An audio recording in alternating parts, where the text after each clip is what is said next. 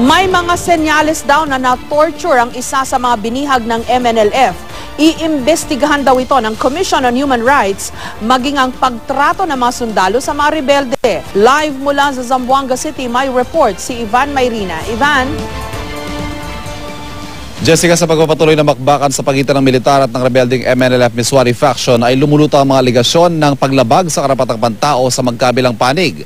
Bagay na pareho nilang pinabubulaanan. Sa mga litratong hawak ng Commission on Human Rights, makikita ang bangkay ng isang lalaking binihag daw ng mga rebelde. May tama siya ng bala sa tiyan, pero mas nakaagaw ng pansin ang kanyang mga kuko. Putol-putol na nga, nangingitim pa sa naipong dugo at parang pinipi. Ngayon ako nakakita ng ganun. Parang ano?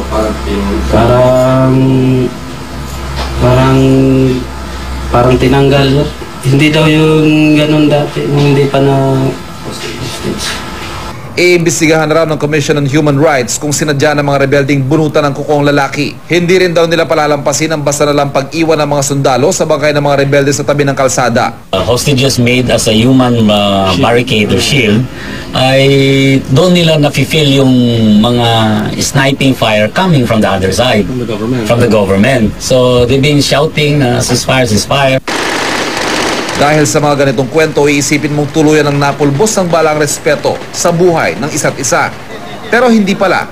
Dahil sa kabila ng bakbakan, meron pa rin nakakapagpamalas ng malasakit sa kapwa kahit pa sa kalaban. Patunay ang sugat ang MNLF sniper na dinala noon sa ospital.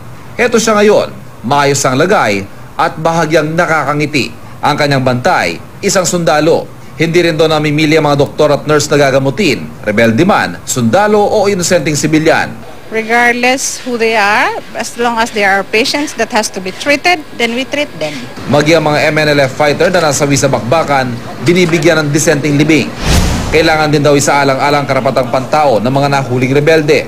Gusto din namin sila mabigyan na medyo sabihin na nating komportabling lugar.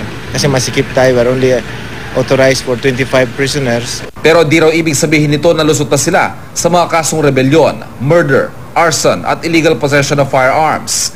Isama pa riyan ang paglabag sa international humanitarian law dahil sa paggamit umano nila ng mga bihag bilang human shield. Dumating kanina yung another team from Manila ng Department of Justice at gagawin na nga nila yung pagpa-file ng kaso. Tuloy rin ang pagtugis sa mga otoridad sa mga rebelde, lalo na sa mga nagpapanggap daw na sibilyan. Iniimbestigahan nga ang 3 lalaking nakita kanina ng Philippine Marine sa kasagsagan ng clearing operation sa Barangay Rio Hondo.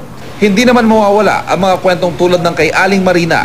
Ayon sa kanya, inaresto ang kanyang anak matapos pagbintangang rebelde. Hawak ko, NBI clearance, na wala siyang record, wala siyang criminal case na ginagawa, di laban sa bayan. At isa po siyang mabait na bata. Parang awa po ninyo. Iyon malang hiniling ko. Kung sino po yung tinatarget niyo, magawa po niyo yun. Kaya may lakas po tayong bigay ng gobyerno. Pagtitiyak ng puwersa ng gobyerno, di nila isinasantabi ang mga karapatang pantao ng mga residente sa kanilang mga operasyon.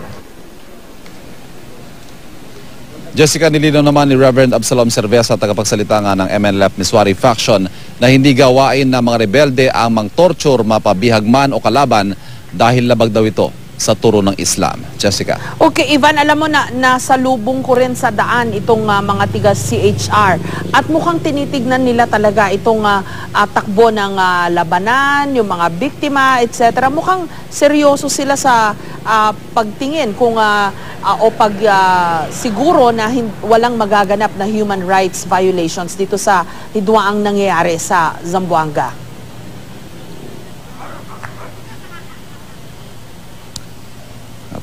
Jessica, I'm sorry, medyo I lost the last part ng question. Yes, parang mukhang seryoso ang CHR sa pagsiguro na maiwasan sana yung may makagawa ng human rights violations dito sa nangyayari ngayon sa Zamboanga.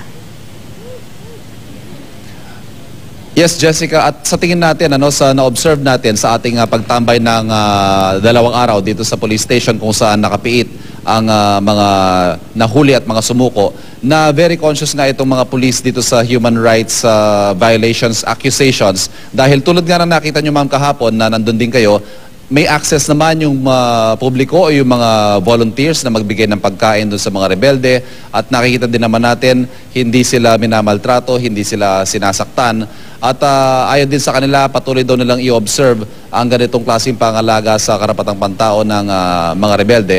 Kahit aminado sila, may gigil din dahil sa ginawa nito mga rebelde, pero unless convicted sa isang court of law ay hindi pa naman daw sila maituturing na talaga mga kriminal. Pero sa isang banda, Jessica, kanina nagbitaw ng pahayag itong si Secretary Mar Rojas na sa mga nagsasabi na may human rights violations, maging pantay naman daw sana sila. Dahil tignan din sana ang karapatang pantao naman na nalabag sa panig ng mga biktima na hanggang ngayon ay nahihirapan. Jessica. Okay, pero interesado ako dun sa kwento nung namatay, no? Ano yung tinanggalan ng kuko? Bakit daw, Ivan? Batay sa impormasyon, Jessica, ito daw ay isa nga sa mga bihag at nakapag-text sa isang kaanak at posibleng pinaghinalaan ito ng mga rebelde daw na nakapag-text daw sa sundalo tungkol sa kanilang lokasyon, bagay na naging dahilan nga para siya ay pahirapan. Although these are stories, Jessica, unverified, pero batay nga doon sa nakausap ni Chino na kasama natin dito nung mortician mismo na tumingin doon sa bangkay, ay highly unusual daw ito at posibleng sadyang tinanggal o di kaya pinipi yung kuko ng biktima. Pero overall, alam mo, hindi ko maisip kung paano sisiguruhin ng Commission on Human Rights na yung konsepto ng human rights ay maprotektahan sa gitna ng krisis katulad ng nangyayari ngayon. At talaga namang nakita mo matindi yung pukpukan ng magkabilang panig. Nasaan kaya human rights sa ganong sitwasyon, Ivan?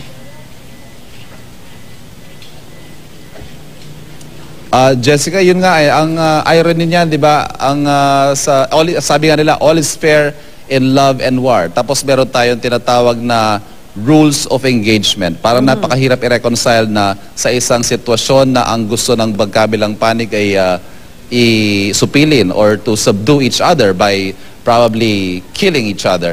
Meron pa palang rules sa bagay na yan. Kaya napaka-fluid, napakahirap. Where do you draw the line between trying to, defeat the enemy and respecting human rights? So it's a very delicate balance na hinaharap ng ating mga otoridad sa puntong ito. At gayon din ang MNLF. Maraming salamat sa iyo, Ivan Mayrina.